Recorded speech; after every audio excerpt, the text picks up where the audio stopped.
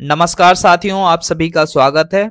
महत्वपूर्ण व्यक्तित्व में आज हम चर्चा करेंगे रानी दुर्गावती के बारे में। तो चलिए स्टार्ट करते हैं। तो देखिए, रानी दुर्गावती का जन्म हुआ था 1524 में कलिंजर दुर्ग में हुआ था। कलिंजर दुर्ग पड़ता कहाँ है? तो महोबा उत्तर प्रदेश में पड़ता है। ठीक है, कब हुआ था? 1524 में। और उस समय कहा जाता है कि चंदेल वंश में हुआ था। तो चंदेल राजवंश के जो राजा थे कीर्तिवर्मन सेकंड हुआ करते थे। ठीक है, नेक्स्ट अगर हम बात करते हैं तो आप जान ही चुके हैं महोबा चंदेल राजवंश और ये सारी चीजें। अब बात करते हैं उनका विवाह की। तो उनका विवाह हुआ था गढ़कटंगा के गोंड राजा दलपत शाह के साथ हुआ था।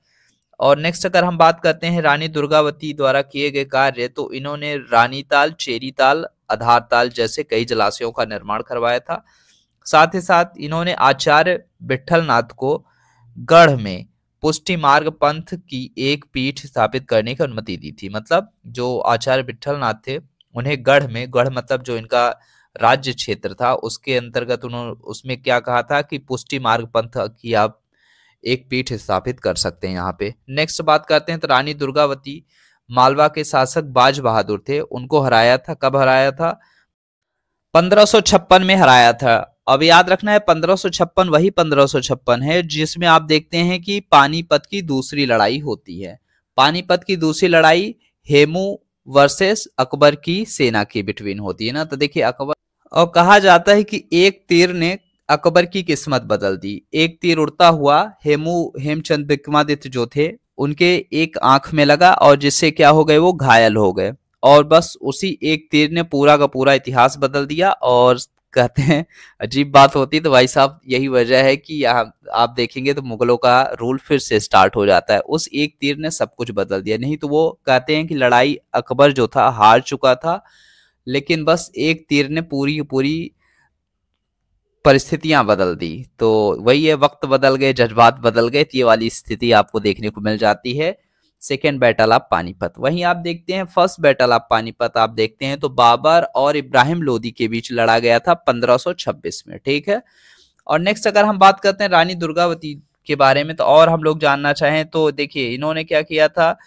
कि मुगलों के अधीन जो इलाहाबाद हुआ करता था, देखिए आज का जो प्रयागराज है पहले वो इलाहाबाद हुआ करता था। तो वहां का जो सूबेदार था आसफ खां, आसफ खान से पराजित हो गई थी, इतना याद रखना है। और ये आसफ खान कहाँ का सूबेदार हुआ करता था? इलाहाबाद का। ठीक है, आज का प्रयागराज।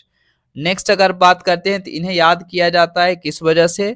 तो मुगलों, है ना, देखिए मुगल साम्राज्य के खिलाफ अपने राज्य की रक्षा के लिए इन्हें याद किया जाता है, क्योंकि सेकेंड बैटल ऑफ पानीपत के बाद अकबर का रूल स्टार्ट हो चुका था भारत के, उत्तर भारत के क्षेत्र में। अब वो क्या कर रहा था? अपने साम्राज्य का विस्तार कर रहा था। तो उसी साम्राज्य विस्तार में इनका जो राज्य क्षेत्र था वो भी आता था। यही वजह है कि इन्हें क्या करना पड़ रहा था, मुगल साम्राज्य के खिलाफ लड़ाई लड़नी पड़ रही थी, इसलिए इन्हें याद किया जाता है। अब बात करते हैं कि जो इनकी मृत्यु हुई थी तो 1564 में हुई थी। ठीक है, नैतिक मूल्य की बात करें तो इनमें पहली चीज आप देखते हैं तो आत्मनिर्णय दिखता है। आत्मनिर्णय मतलब सेल्फ डिसीजन जो होता है वो इनमें देखने को मिल जाता है। जैसे कि पति की मृत्यु के बाद इन्होंने शासन की बागडोर संभालकर आत्मनिर्णय की मजबूत भावना का प्रदर्शन कर दिया। और दुख हताशा में होने या सत्ता छोड़ने के बजाय इन्होंने अपने राज्य का नेतृत्व और शासन स्वयं करने का निर्णय लिया। ये सबसे बड़ा डिसीजन, कहीं कि आप लोग जानते ही हैं जैसे क्या हो जाता है, अगर पति की मृत्यु होती है तो ज्यादातर पत्नियां विचलित हो जाती हैं।